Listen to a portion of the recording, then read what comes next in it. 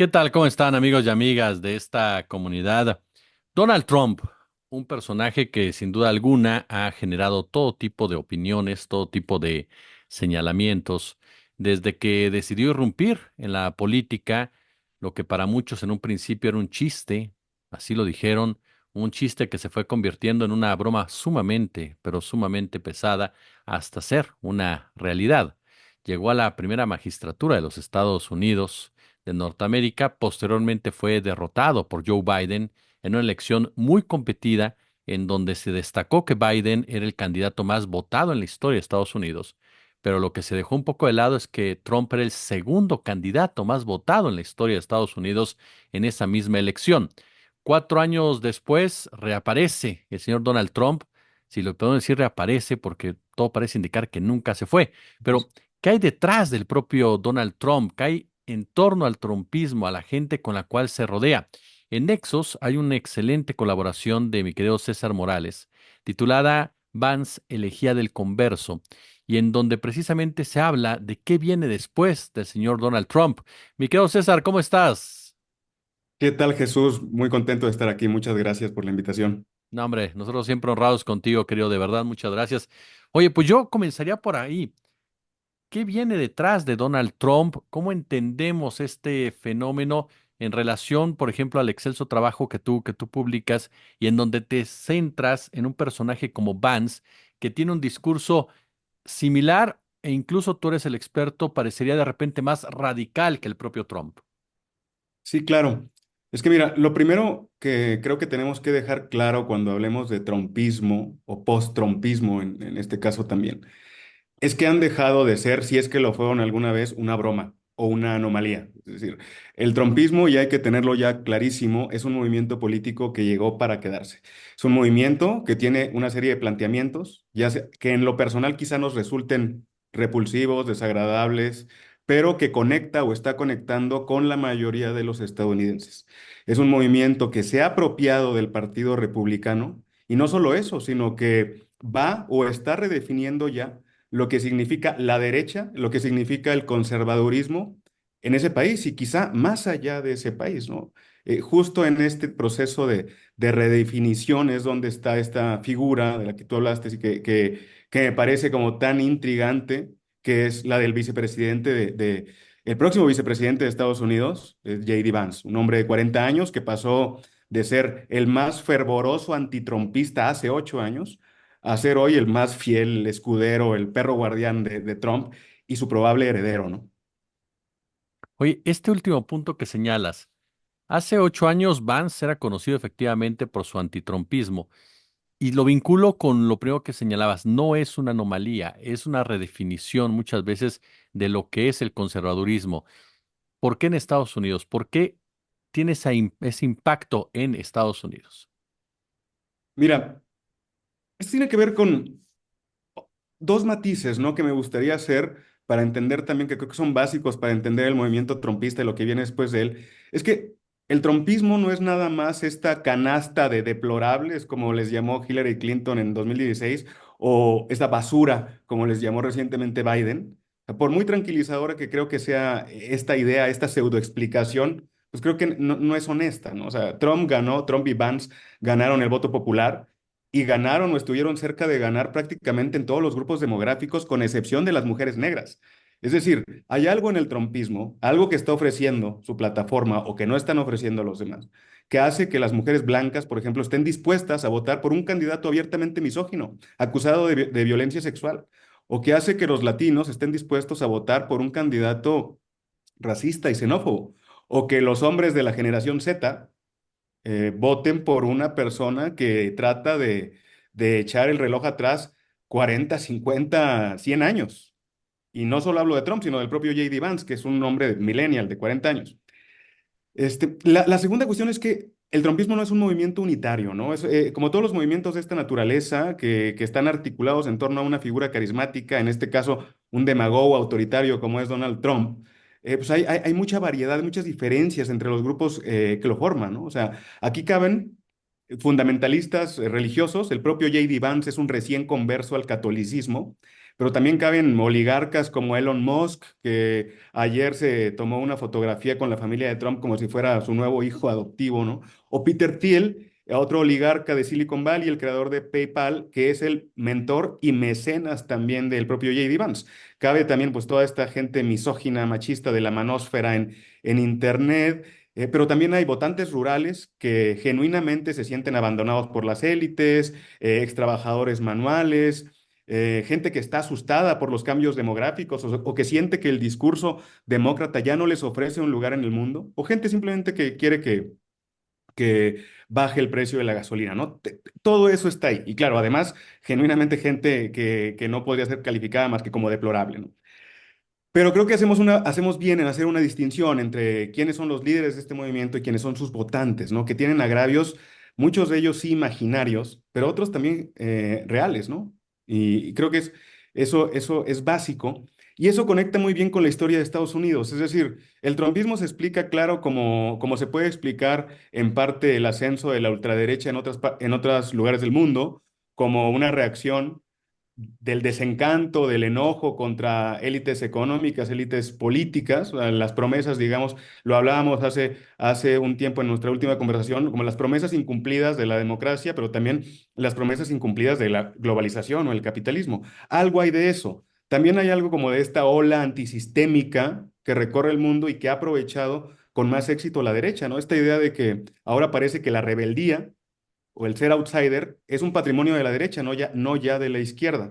Pero en Estados Unidos particularmente hay toda una corriente, no sé cómo llamarlo, una cultura política que viene de muy atrás. O sea que yo creo podemos identificar su origen en la reacción conservadora al New Deal de Roosevelt. Es una reacción al intervencionismo del Estado, es una reacción también a la enmienda 19 que le dio el voto a las mujeres, es una reacción incluso a la participación de los Estados Unidos en la Segunda Guerra Mundial. Fíjate, o sea, había un cierto conservadurismo que estaba opuesto a luchar contra la Alemania nazi.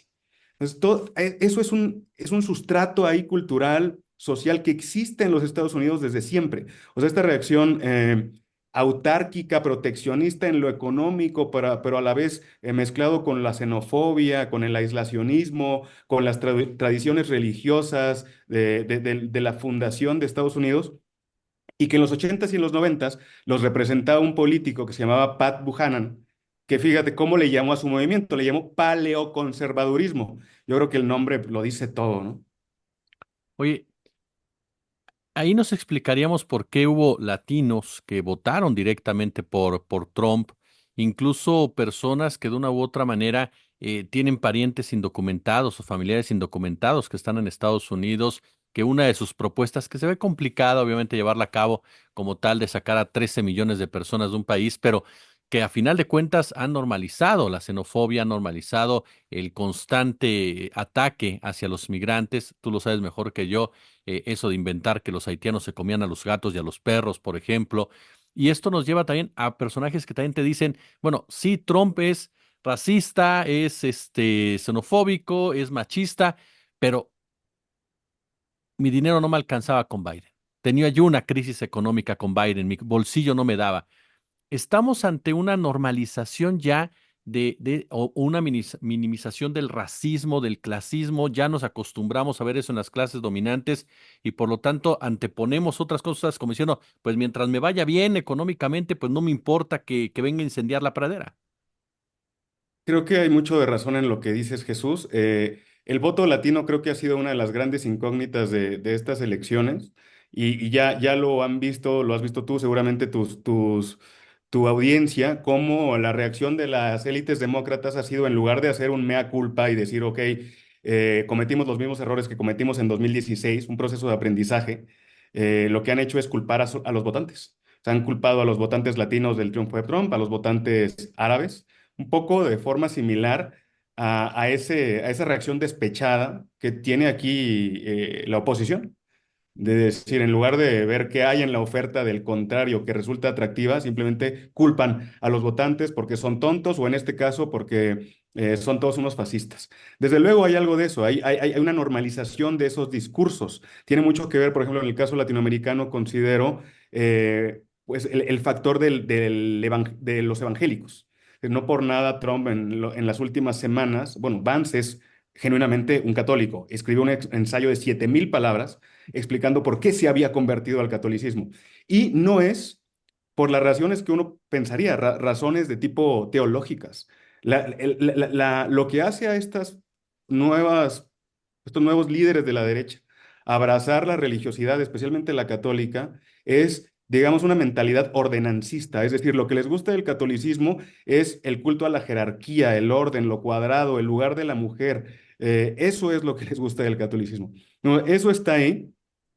Trump publicó, creo que incluso un tuit o una publicación con el Arcángel Miguel, con la Virgen de Guadalupe, etcétera. Creo que ese es parte del atractivo, pero también en la gente hay lo que tú dijiste, esta mentalidad de decir, del barco, ¿no? Del que dice, ok, o que el último que salga cierre la puerta. O sea, si yo ya estoy dentro, que todos los demás se queden fuera. Hay mucho de eso, pero si vemos la reacción, por ejemplo, o la oferta del Partido Demócrata, es tal cual un corrimiento hacia, o sea, una adopción de los posicionamientos más xenófobos, más duros en materia migratoria, menos, digamos, generosos en cuestiones de acogida de las personas que vienen de fuera. Y eso es simplemente, pues, un problema que existe en todos los partidos que se enfrentan a la ultraderecha, donde lo que hacen, en lugar de combatir el discurso antimigrante con solidaridad internacional, que es lo propio de la izquierda, lo que hacen es comprarlo, imitarlo, pero imitarlo mal, o imitarlo a medias tintas,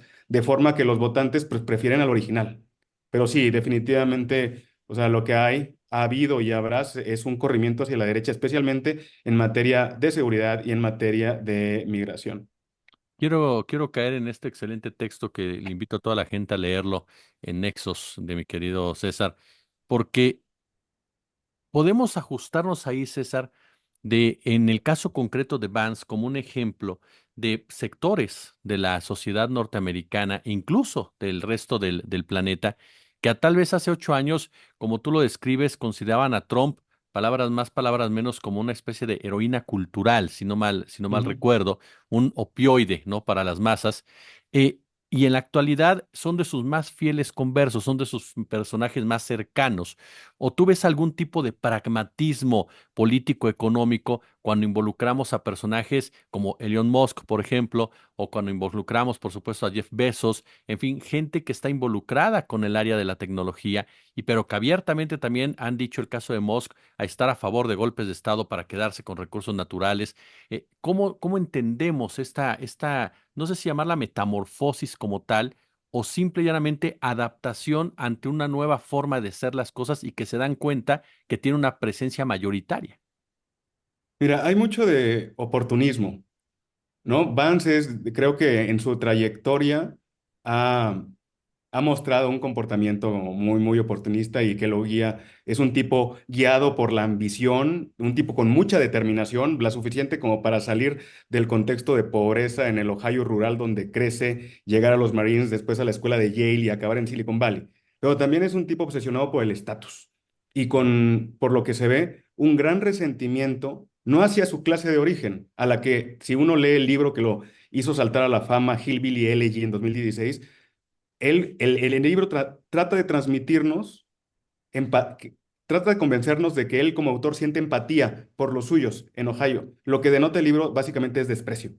Pero ese personaje, al menos en los últimos años, creo que sí ha tenido como que una mutación o transformación real, donde el blanco de su odio, de su coraje, de su animadversión, es su clase no de origen, sino de adopción. Porque si uno ve a Vance, lo que él cree que realmente el enemigo público número uno de los Estados Unidos son las universidades, o son los adultos jóvenes que no tienen hijos, es la élite cultural que está en los medios. Es nada.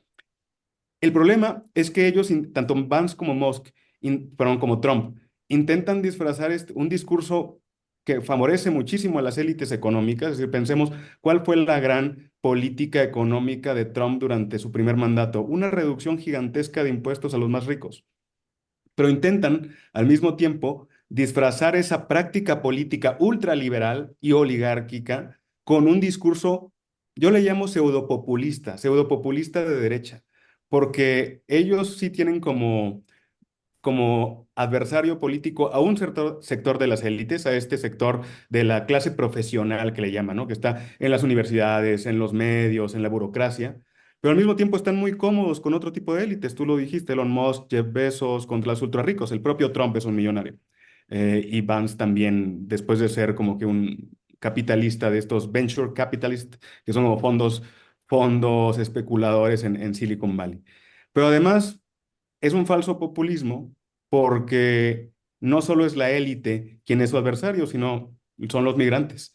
Es decir, gente que tiene más en común con los intereses de las clases populares estadounidenses que con ellos mismos. Es decir, lo mencionaste hace un momento, para Trump y para Vance, los migrantes son responsables de todos los problemas de Estados Unidos, incluso de las mascotas que desaparecen, ¿no? Pero también de la falta de empleos, de la falta de vivienda, incluso bueno, y esto es algo también muy reiterado por Elon Musk desde que es dueño de Twitter, ahora X. Son responsables de una transformación radical en la demografía de Estados Unidos. Son creyentes en esta teoría conspirativa del gran reemplazo, donde hay ciertas élites de izquierda que fomentan la inmigración, de inmigrantes que tienen mayores tasas de natalidad que los nativos para reemplazarles en última instancia, ¿no? Son discursos que no solo están hoy en la campaña o estuvieron en la campaña del Partido Republicano, están en el corazón del trumpismo, sino que están también en la ultraderecha de todo el mundo,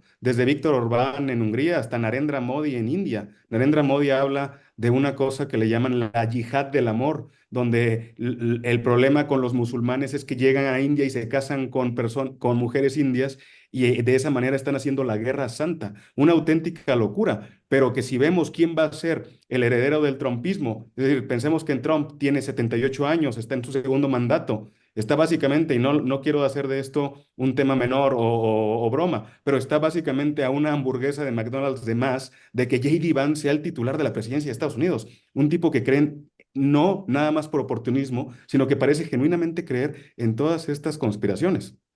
Es un panorama ciertamente preocupante. A eso iba también, querido.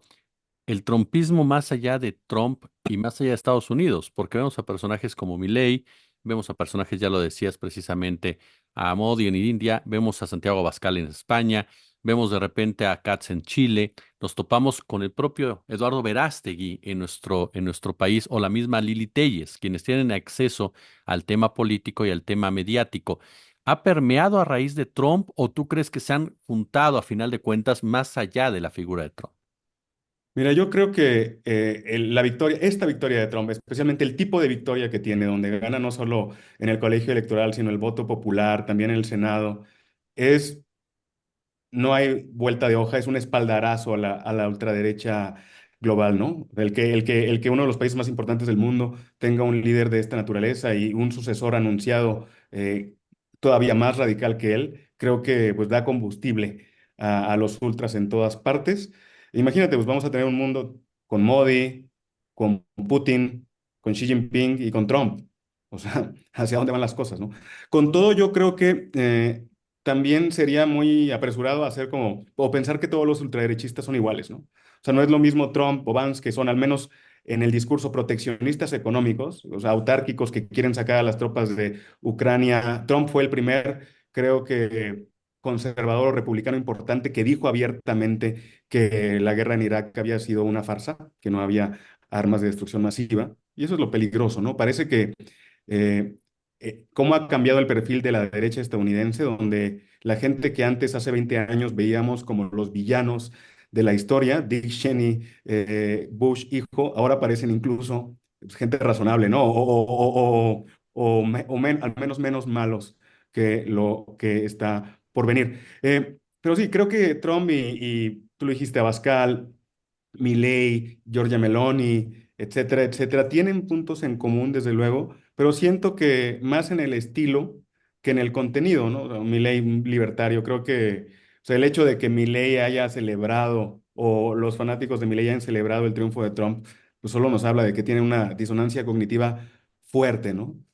Pero desde luego, o sea, tendrá un papel en la ultraderecha, en el ascenso de la ultraderecha global, un poco off topic, pero es que el asunto con la ultraderecha es que parecen haber aprendido de lecciones del siglo XX en que es necesario también un cierto internacionalismo. Ahora hay una internacional de ultraderecha, ya vimos la Carta de Madrid, el CEPAC, o sea, todas estas cuestiones que realmente funcionan a pesar de sus diferencias, como si fueran un gran movimiento en común o que tienen ciertos adversarios en común, ¿no? El progresismo, el supuesto socialismo de Kamala Harris, lo woke, etcétera, etcétera, ¿no? Eso es también un tema que debería preocuparnos desde el pensamiento de izquierda o progresista. Mi querido César Morales, de verdad siempre es un placer escucharte y aprender de ti, oye. No, hombre, muchas gracias, Jesús. Un placer para mí estar contigo.